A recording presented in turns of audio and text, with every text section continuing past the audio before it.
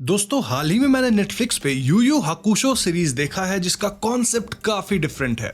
यहाँ spirit world, underworld यानी monster की दुनिया और ह्यूमन वर्ल्ड को दिखाया गया है with lots of action. IMDb पे इस सीरीज को मिले हैं 7.5 स्टार्स आउट ऑफ 10 और रॉटन टोमेटोज पे it's 67% fresh with an whooping audience rating of 86%। इस सीरीज में 5 एपिसोड्स हैं जिन्हें हम 2 वीडियोस के माध्यम से जानेंगे। यानी आज वाली वीडियो में हम पहले 2 एपिसोड्स को कवर करेंगे और नेक्स्ट वीडियो अगले ही दिन आ सकती है, लेकिन तभी आएगी जब आप लोग इस वीडियो पे 12 के लाइक्स कंप्लीट कर देंगे। इनफैक्ट नेक्स्ट वीडियो में हम बचे हुए 3 एपिसोड्स के साथ साथ इसके मांगा और एनिमे पे भी थोड़ा चर्चा करेंगे, उनको कंपेयर करेंगे। तो आप लाइक टारगेट जरूर पूरा कर देना। So now with that said, let's roll the intro.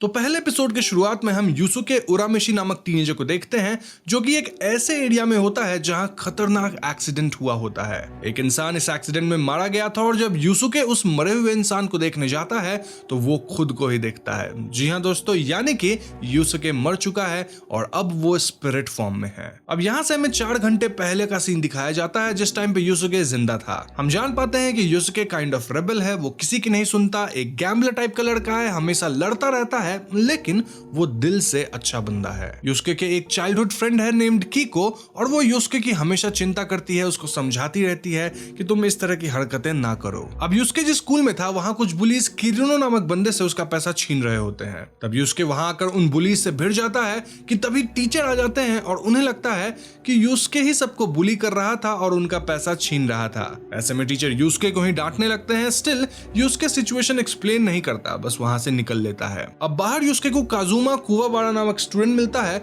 जो कि अपने दोस्तों के साथ यूसुके से लड़ने आया था। हम जान पाते हैं कि कुवाबारा हमेशा यूसुके से लड़ने आता है, लेकिन वो हमेशा पिट भी जाता है। कुवाबारा ऐसे तो दिल का अच्छा है, लेकिन उसका मकसद है यूसुके से लड़ाई में जीतना। बट आज भी यूसुके कुवाबारा और उसके दोस्तों को इजीली पीट देता है। यहाँ से सीन शिफ्ट होकर शहर के एक गहरे होल पे आता है। इस बड़े से होल के अंदर से हम अजीब सा उड़ने वाला इंसेक्ट निकलते देख पाते हैं जो कि उड़ते हुए एक ट्रक ड्राइवर के नाक में घुस जाता है। ऐसा होते ट्रक ड्राइवर अपने आपा से बाहर हो जाता है और वो सबको ठोकते हुए बहुत तेजी से ट्रक चलाने लगता है। ये ट्रक उसी गली में आता है जहां यूसुके था और वहां पे यूसुके देखता है कि ये ट्रक एक छोटे बच्चे को ठोकने वाला था। उस छोटे बच्चे को बचाने के लिए यूसुके कूदता है और ये ट्रक यूसुके से टकरा के पलट जाती है। इस टक्कर से यूसुके की वहीं मौत हो जाती है, ऑल्दो वो बच्चा जरूर बच गया। तो यही यूसुके के मरने वाला सीन था जिसे हम सीरीज के ओपनिंग शॉट में देख पाए थे। अब यहाँ से हम व्यूअर्स को कुछ इन्फॉर्मेशन दी जाती है। दरअसल काफी पहले ह्यूमन वर्ल्ड और डीमन वर्ल्ड कनेक्टेड थे। उन दिनों अगर कोई डीमन वर्ल्ड में चला जाता तो उस पे योकाई हमला करते थे। योकाई बेसिकली डीमंस को ही कहा जाता है जिनके पास स्पेशल पावर्स थे और ये योकाई ह्यूमन वर्ल्ड में आके भी इंसानों पे प्रे करते थे। ऐसे में स्पिरिट वर्ल्ड वाले ह्यूमन वर्ल्ड और डीमन वर्ल्ड के बीच में एक बाउंड्री क्रिएट कर दिए जिससे ये दोनों दुनिया अलग हो गई। बट स्टिल कभी कभी कुछ डीमन समहाउ ह्यूमन वर्ल्ड में एंटर कर जाते हैं, जैसे वो उड़ने वाला इंसेक्ट। खैर, इस एक्सप्लेनेशन के बाद सीन वापस यूसुके के स्पिरिट पे आता है जिससे मिलने बोटान नाम की एक लेडी आती है। बोटान बेसिकली मौत के बाद स्पिरिट्स को ले जाती है, जैसे वेस्ट में ग्रिम रीपर का कॉन्सेप्ट होता है ना, मौत के बाद आता है, वैसा ही कुछ। बोटान यूसुके से कहती है कि तुम्हारी मौत एकदम अनप्लान्ड वे में हुई है क्योंकि तुमसे ये एक्सपेक्टेड ही नहीं था कि तुम उस बच्चे को बचाने के लिए बीच सड़क पे कूद जाओगे। ऐसे इवेंट्स बहुत रेयर होते हैं और इसीलिए अब तुम मेरे साथ स्पिरिट वर्ल्ड चलो। तो ये दोनों एक बोट में लेक के थ्रू स्पिरिट वर्ल्ड में पहुंचते हैं जहां इनकी मुलाकात कोएनमा से होती है। कोएनमा का काम था लोगों की लाइफ को जज करके उन्हें स्वर्ग या नर्क में भेजना। खैर, कोएनमा यूसुके से कहता है कि उसके पेक्यूलियर सिचुएशन की वजह से वो यूसुके को एक ऑफर देना चाहता है। ऑफर ये था कि कोएनमा यूसुके को वापस जिंदा कर देगा, लेकिन इसके बदले यूसुके को इनके लिए स्पिरिट डिटेक्टिव बनना होगा। स्पिरिट डिटेक्टिव का काम है ह्यूमन वर्ल्ड में चोरी छुपे घुसने वाले मॉन्स्टर्स को पकड़ना और उनके इंटेंशंस का पता लगाना। फिलहाल जो वो इंसेक्ट ह्यूमन वर्ल्ड में घुसा था वो एक योकाई है जिसे राउंड वर्म मॉन्स्टर कहा जाता है। अब ये सब सुन के यूसुके सीधा मना करता है कि उसे स्पिरिट डिटेक्टिव वगैरह नहीं बनना, और ऐसे में बोटान उसे मनाने लगती है। उसके पीछे पीछे ये दोनों ह्यूमन वर्ल्ड में जाते हैं। दूसरी तरफ हम व्यूअर्स मिलते हैं साकियो से, जिसका अपना एक कसिनो है और वहां वो एक अमीर आदमी तारुकने से बात कर रहा होता है। इनकी बातों से हम समझ पाते हैं कि साकियो ने वो बड़ा सा सिंक होल तारुकाना से खरीदा है, क्योंकि वो होल एक्चुअली में डीमन वर्ल्ड से कनेक्टेड है। अब साकियो उस होल के साथ क्या करना चाहता है वो तो हमें आगे पता चलेगा, लेकिन एक बात क्लियर था कि साकियो के पास कुछ तो अजीब सा फोरसाइट था, जिसके कारण वो कभी भी कोई बेट या गैम्बल करके नहीं हारता था। खैर, यहाँ से सीन यूसुके के घर पे शिफ्ट होता है, जहाँ उसका फ्यूनरल जैसा कुछ तो चल रहा था, जिसे जापान में शायद वेक कहा जाता है। यूसुके अपने स्पिरिट फॉर्म में यहीं पे था और सब कुछ देख रहा था। तो यहाँ हम यूसुके की माँ और उसकी दोस्त कीको को बहुत उदास देखते हैं। हम वापस उन बुलीज को भी देखते हैं जो कि किरिनो को परेशान कर रहे थे, और ऐसे में किरिनो को कुवाबाड़ा बचाता है। नाउ यूसुके की मौत से कुवाबाड़ा भी काफी उदास था और वो चिल्ला रहा था कि उसे यूसुके के साथ एक और राउंड लड़ना था, यूसुके उसे छोड़ के नहीं जा सकता वगैरह वगैरह। फ्यूनरल पे वो बच्चा भी अपनी मम्मी के साथ आया था जिसे यूसुके बचाया था। इन लोगों के इमोशंस को देखकर, खास करके अपनी मॉम और अपने फ्रेंड काइको के इमोशंस को देखकर, यूसुके डिसाइड करता है कि वो कोएनमा का ऑफर ले लेगा। ना उसी रात वो बुलीज वापस से किरिनो को पीट रहे होते हैं, इनफैक्ट उसे जलाने का भी सोचते हैं लाइटर से, कि तभी वो राउंड वर्म मॉन्स्टर किरिनो के कान से उसके अंदर घुस जाता है। ऐसे में किरिनो एकदम पागल हो जाता है, एकदम आपे से बाहर, और वो बुलीज को ही खूब पीटता है। इनफैक्ट किरिनो की हरकतों से वहां एकदम आग लग जाती है और आसपास सब कुछ जलने लगता है। एन वक्त में वहां कुवाबाड़ा और उसके दोस्त पहुंचते हैं, लेकिन किरिनो उन पे भी हमला कर देता है क्योंकि उस पे मॉन्स्टर का कब्जा था। अब इसी के पैरेलल में यूसुके स्पिरिट डिटेक्टिव बनने का डिसीजन ले लिया था, और कोएनमा भी उसके मृत शरीर को वापस काइंड ऑफ एक्टिव करता है। बट द प्रॉब्लम वाज कि किरिनो द्वारा लगाई गई आग यूसुके के घर में भी लग गई थी, और यूसुके को किसी तरह अपने बॉडी को जलने से बचाना था। जलते हुए घर के बाहर यूसुके की मॉम चिल्ला रही होती है, क्योंकि वो यूसुके के शरीर में अचानक वार्मथ फील कर पाई थी, यानी वो मानने लगी थी कि यूसुके जिंदा हो गया है। उनकी बात सुन के केको आग लगे घर के अंदर चली जाती है और यूसुके के शरीर को खींच के बाहर लाने की कोशिश करती है, लेकिन वो खुद अंदर फंस जाती है। यूसुके की स्पिरिट यहाँ थोड़ी सी स्पिरिट एनर्जी का इस्तेमाल करके जलते हुए वुड्स को गिरने से रोकता है, लेकिन वो समझ गया था कि इस आग से उसके शरीर को या फिर कीको तक को बचाना इम्पॉसिबल होगा। इसलिए यूसुके कोएनमा से डील कर लेता है कि वो कोएनमा की हर बात मानेगा, बस कोएनमा इन्हें इस सिचुएशन से बचा ले। ऐसे में कोएनमा यूसुके को जिंदा कर देता है और यूसुके कीको को बचाकर आग लगे हुए घर से बाहर ले आता है। अब यूसुके को वापस जिंदा देख उसकी मॉम एकदम शॉक में थी, लेकिन यूसुके उनसे बात करने के लिए रुक नहीं पाता, क्योंकि उसे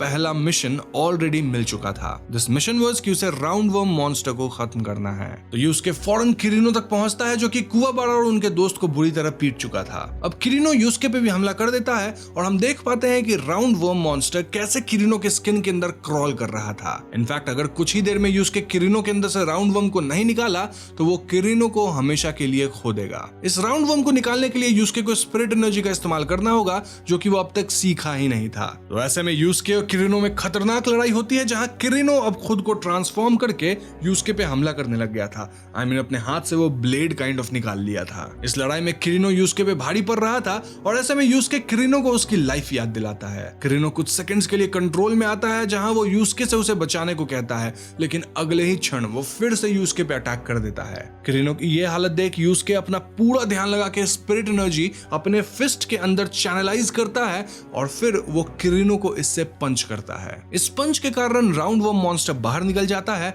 और यूसुके इस मॉन्स्टर को खत्म कर देता है। इसके बाद यूसुके किरिनो को उठाकर सेफ जगह ले जाता है, और यूसुके के कारण कुवाबाड़ा और उसके दोस्त लोग भी बच गए थे। नाउ सुबह सुबह यूसुके अपने घर जाता है, जहां उसे जिंदा देख उसकी माँ और फ्रेंड कीको काफी खुश होती हैं। वहीं स्पिरिट वर्ल्ड में कोएनमा वाज हैप्पी कि उसे फाइनली एक स्पिरिट डिटेक्टिव मिल चुका है। यहाँ कोएनमा कहता है कि अब यूसुके को ज्यादा ताकतवर मॉन्स्टर से लड़ना होगा। इनफैक्ट हम व्यूअर्स किसी 3 ऑब्जेक्ट्स का भी जिक्र देखते हैं जो कि बहुत खतरनाक है। ये 3 ऑब्जेक्ट्स थे, एक मिरर, एक चाकू और एक स्फीयर, एंड सपोजिटली ये 3 ऑब्जेक्ट्स किसी योकाई के हाथ नहीं लगने चाहिए। इसके ठीक बाद हम 3 बहुत ताकतवर योकाई को देखते हैं, जो कि अजीब से ढेर सारे मॉन्स्टर से लड़के उन्हें हरा देते हैं। क्यों? ताकि ये 3 योकाई इन्हीं 3 ऑब्जेक्ट्स को हासिल कर सके, जो वो कर भी लेते हैं। अब ये 3 योकाई कौन है और इन 3 ऑब्जेक्ट से क्या होता है, ये सब पता लगने से पहले ही पहला एपिसोड खत्म हो जाता है। ना दूसरे एपिसोड की शुरुआत में हम एक इंसान के हाथ में वही स्फीयर देखते हैं जो कि पल्सेट कर रहा था, और वो इंसान एक बच्चों के पार्क में बैठा था। तभी अचानक वहां हवा का झोंका जैसा कुछ तो आता है और सारे बच्चे गिर के बेहोश जाते हैं। बेसिकली इस स्फीयर के कारण ही इन बच्चों को कुछ तो हुआ था, और जो इंसान स्फीयर पकड़े हुए था वो एक योकाई था। यहाँ से सीन यूस्के पे आता है जो कि अपनी स्पिरिट एनर्जी को कंट्रोल करना सीख रहा था, लेकिन उससे ये ठीक से हो ही नहीं पा रहा था। उसके लिए स्पिरिट गन अटैक सीखना बहुत जरूरी था, वरना वो उन 3 योकाई को नहीं हरा पाएगा। बट एज आई सेड, यूस्के से स्पिरिट गन चल ही नहीं रहा था। तभी यूस्के को पता लगता है कि एक जगह कई बच्चे एकदम से अपना होश खो दिए हैं, और ऐसे में यूस्के भूटान के साथ बच्चों के हॉस्पिटल में पहुंचता है। भूटान बताती है कि एक योकाई जिसका नाम गोकी है, वो इस स्फीयर का इस्तेमाल करके बच्चों की आत्मा को खींच रहा है। बेसिकली वो इन बच्चों की आत्मा को कुछ देर में खा भी लेगा, और इन बच्चों को बचाने का सिर्फ एक रास्ता है। क्या है वो रास्ता? वेल, यूस्के को गोकी को हरा के उससे वो स्फीयर छीन लेना है। वैसे स्फीयर को द रैपाशियस ऑर्ब कहते हैं, लेकिन मैं स्फीयर ही कहूंगा क्योंकि स्फीयर बोलना शॉर्ट एंड सिंपल है। खैर, इसी हॉस्पिटल में कुआबाड़ा और उसके दोस्त भी एडमिटेड थे, और कुआबाड़ा अपने दोस्त की बुरी हालत देख गिल्टी फील कर रहा था। तभी वो यूस्के और भूटान को साथ देखता है और उनका पीछा करता है। The surprising part was, Bhutan को यूजुअली ह्यूमंस नहीं देख सकते थे, लेकिन कुआबाड़ा समहाउ उसे देख पा रहा था। एनीवेज, यूस्के गोकी को खोजने लगता है, और ऐसे में उसकी मुलाकात उसी बच्चे मसारू से होती है जिसे वो पहले एपिसोड में बचाया था। मसारू बताता है कि उसके अपार्टमेंट के बाहर ही कई बच्चे बेहोश हुए हैं, और ये सुन के यूस्के फौरन बच्चे के अपार्टमेंट के पास पहुंचता है। वहां अगेन कई बच्चे बेहोश हो रहे थे, और यूस्के वहां एक इंसान के हाथ में स्फीयर देखता है। यूस्के इस इंसान का पीछा करते हुए एक पार्किंग एरिया में पहुंचता है, जहां अचानक से ये इंसान गोकी में ट्रांसफॉर्म होकर यूस्के पे हमला कर देता है। इनके बीच भयानक लड़ाई होती है, जहां गोकी यूस्के को बहुत मार रहा था। यूस्के स्पिरिट गन का इस्तेमाल करने की कोशिश कर रहा था, लेकिन वो उसको चला नहीं पा रहा था। इस लड़ाई के दौरान हम एक और योकाई को देखते हैं नेम्ड कुरामा, जो कि इनके फाइट को चुपचाप दूर से देख रहा था। मैं आपको बता दूं कि कुरामा के पास वो दूसरा ऑब्जेक्ट मिरर था, जिसे द मिरर ऑफ डार्कनेस भी कहा जाता है। खैर, कमिंग बैक टू फाइट, यहाँ गोकी यूस्के को हवा में उठा देता है कि तभी वो बच्चा मसारू वहां आ जाता है। मसारू गोकी पे कुछ तो फेंकता है, देन चिल्लाने लगता है कि मेरे भैया को छोड़ दो, और ऐसे में गोकी स्फीयर का इस्तेमाल करके मसारू की आत्मा को भी खींच लेता है। गोकी मसारू के आत्मा को भी खाने ही वाला होता है कि तभी यूस्के एकदम गुस्सा के गोकी को पटक देता है। इस गुस्से में फाइनली यूस्के गोकी के मुंह के अंदर अपना स्पिरिट गन अटैक कर पाता है, जिससे गोकी खत्म। अब ऐसा होते ही स्फीयर से सारे बच्चों की कैद आत्माएं बाहर आती है, और सारे बच्चे वापस होश में आ जाते हैं। यहाँ से सीन तारुकने पे शिफ्ट होता है, जिसके कब्जे में एक योकाई है। इस योकाई का नाम यूकीना है, और तारुकने को यह साकियो दिया है उस बड़े से पिट के बदले में। यूकीना जब रोती है तो उसका एक आंसू निकलता है, जो कि सॉलिडिफाई होके आइस मार्बल जैसा बनता है। इसे टीयर्स ऑफ आइस कहते हैं, और तारुकने को यही चाहिए था, जिसे शायद वो बहुत दाम पे बेच सकता है। मतलब ये कोई वैल्यूएबल जेम जैसा होगा। तारुकने यहाँ यूकीना को चोट पहुंचाता है, जिससे वो रोती है और एक टीयर ऑफ आइस निकलता है। तारुकने इस टीयर ऑफ आइस लेके इसे बेचने का प्लान बनाने लगता है। वैसे मैं आपको बता दूं कि तारुकने के आदमियों में एक इंसान था जो कि यूकीना की केयर करता था, और वो यूकीना को आजाद करने का भी प्लान कर रहा था। दूसरी तरफ हम एक और योकाई को देखते हैं जिसका नाम हेई है, और ये वही योकाई है जिसके पास वो तीसरा ऑब्जेक्ट है, यानी कि चाकू। इस चाकू को द कॉन्जरिंग ब्लेड कहा जाता है, लेकिन हम पूरे सीरीज में इसे बस ब्लेड ही कहेंगे। हाई इस ब्लेड से अपने सर पे कट लगाता है, और अब इससे क्या होगा वो मैं आपको आगे बताऊंगा। खैर, अगले दिन यूस्के को वो रेड ड्रेस वाला योकाई कुरामा दिखता है, और यूस्के उसका पीछा करते हुए एक हॉस्पिटल में पहुंचता है। हॉस्पिटल में कुरामा एक ओल्ड लेडी से मिल रहा होता है, जो कि बहुत बीमार थी। अब कुरामा को पता था कि यूस्के उसका पीछा कर रहा है, और ऐसे में कुरामा डायरेक्टली ही यूस्के से बात करता है। इस पॉइंट पे हम व्यूअर्स को कुरामा के बारे में काफी कुछ पता चलता है। दरअसल 17 साल पहले कुरामा एक फाइट में किसी क्रीचर द्वारा बहुत बैडली इंजर्ड हुआ था, और मरने से बचने के लिए कुरामा ह्यूमन वर्ल्ड में एक वुमेन के एग में फर्टिलाइज हो गया था, यानी कि एग के अंदर चला गया था, और उस औरत का जब बच्चा हुआ तो ऑब्वियसली इट वाज कुरामा। कुरामा ऐसा प्लान किया था कि ऑब्वियसली वो औरत अपने बच्चे को पाल पोस कर बड़ा करेगी, तो कुरामा भी पाल पोस कर बड़ा हो जाएगा, और जब सालों बाद कुरामा एनफ स्ट्रेंथ गेन कर लेगा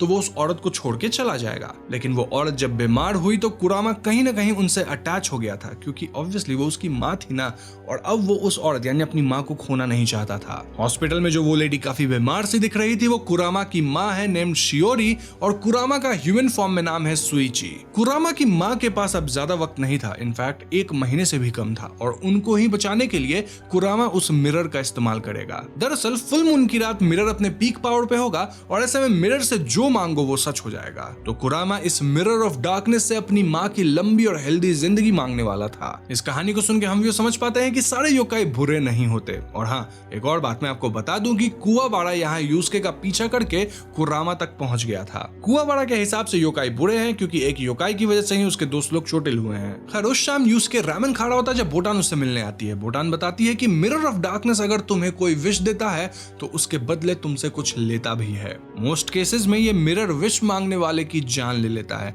यानी विश के बाद कुरामा मारा जा सकता है। ये सुनते ही यूसुके कुरामा को बचाने हॉस्पिटल की तरफ दौड़ता है और उसके पीछे कुवाबाड़ा भी दौड़ता है ताकि वो यूसुके को रोक के कुरामा को मरने दे। वहीं कुरामा मिरर का इस्तेमाल करके अपनी मॉम के लिए लंबी उम्र विश कर लेता है, जिसके बाद वहां अजीब सी एनर्जी फैल जाती है जिसके अंदर कुरामा खिंच जाता है। एन वक्त पे यूसुके वहां पहुंचता है और कुवाबाड़ा के रोकने के बावजूद यूसुके भी उस एनर्जी फील्ड में एंटर करता है। यूसुके वहां कुरामा से मिलता है और उसे समझाता है कि वो मारा जाएगा, लेकिन कुरामा सुन ही नहीं रहा था और वो विश तो मांग ही चुका था, फुलफिल भी होने वाला था। इसीलिए यूसुके मिरर से डील करता है कि वो अपना लाइफ भी आधा देगा। तो ऐसे में होगा ये कि कुरामा का भी हाफ लाइफ ही जाएगा, वो एकदम से इंस्टेंट नहीं मारा जाएगा। मिरर इस डील को एक्सेप्ट करता है और हम कुरामा और यूसुके दोनों को जिंदा वापस हॉस्पिटल में देख पाते हैं, ऑल्दो दोनों की जिंदगी आधी हो गई है। अब ऐसे में कुरामा की मॉम भी जिंदा थी एंड एवरीथिंग वाज सॉर्टेड।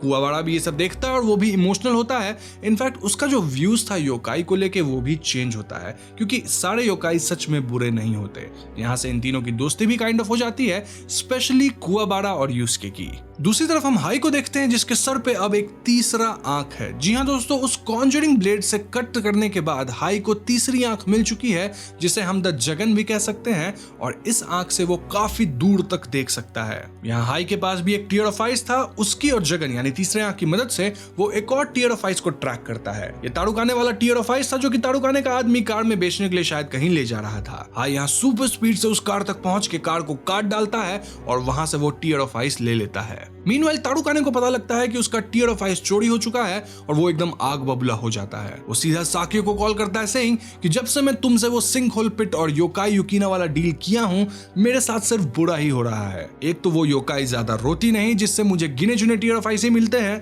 और अब वो चोरी भी होने लग गए हैं, इसलिए हमारे बीच का डील समझो खत्म। ये सुन के साकियो कहता है कि तुम मेरे रेसिडेंस पे आओ, मैं सब कुछ सॉर्ट आउट कर दूंगा। इनफैक्ट मैं तुम्हें प्रोटेक्शन भी दूंगा जिससे तुम्हारे टीयर ऑफ आइस आगे से चोरी ना हो। यहाँ हम साकियो के ऑफिस में एक टोगुरु नामक इंसान को देखते हैं जिसके कंधे पे एक छोटा और बूढ़ा टोगुरु था। साकियो कहता है कि मेरे पास तुम्हारे लिए एक नया काम है। यहीं पे दूसरा एपिसोड खत्म हो जाता है, लेकिन जाते जाते मैं आपको एक इन्फो दे दूं कि युकीना जैसे योकाई को कुरीमे रेस कहा जाता है जिनके पास टीयर्स ऑफ आइस होता है। इनके पास और भी पावर्स हैं जो आपको आने वाली वीडियोस में पता चल जाएंगे एंड टोगुरु के पास क्या क्या पावर है वो भी आपको पता चलेगी। तो हाँ, अगली वीडियो का इंतजार जरूर करना, कल तक आ जाएगी, बशर्ते आप लोग 12 के लाइक्स इस वीडियो पे कंप्लीट कर दो। वहां बचे हुए 3 एपिसोड्स के साथ साथ थोड़ा मांगा से भी इस सीरीज को कंपेयर करने वाले हैं, इसलिए इस वीडियो को लाइक और शेयर जरूर करना। साथ ही चैनल पे नए हैं तो हमें सब्सक्राइब भी कीजिएगा क्योंकि हम अपने चैनल पे ऐसे वीडियोस लाते रहते हैं। पीस।